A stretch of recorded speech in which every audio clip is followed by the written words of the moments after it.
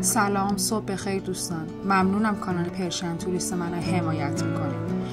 امروز با هم اومدیم سمنان برای دیدن خانه کلانتر یا برج بادگیری. همونطور که میبینید اینجا قسمت بیرونی این عمارت یک تابلو قرار گرفته که به صورت فارسی و انگلیسی اومده قسمت ها و اجزای این مجموعه رو معرفی کرده. با هم بریم این مجموعه رو نگاه کنید.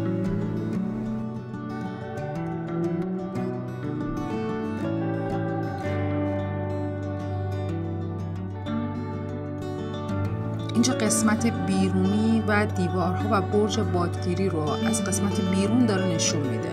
بریم با هم ببینید.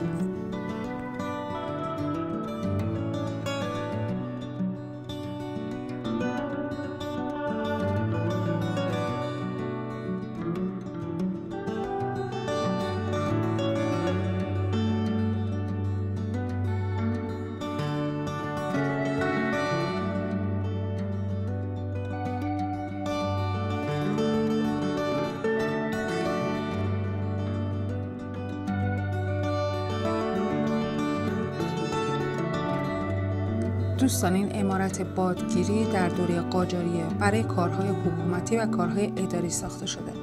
این مجموعه دارای اجزایی مثل باغچه، راهرو، اتاقهای تابستانی و اتاقهای زمستانی و همچنین 3 حیاط اندرونی، بیرونی و مرکزی است.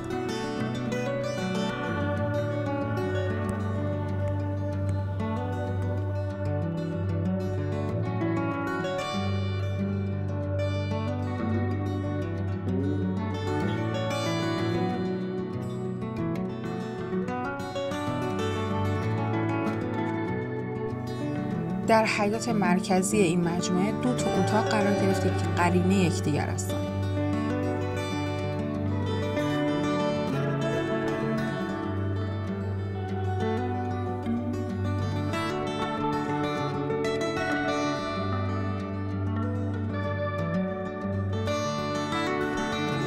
در ضلع شمالی این حیاط یک زیرزمین قرار گرفته که با آجر فرش شده و همونطور که میبینید نمای دیوارها با آجر کار شده و طاق‌نماهای سنتی داره.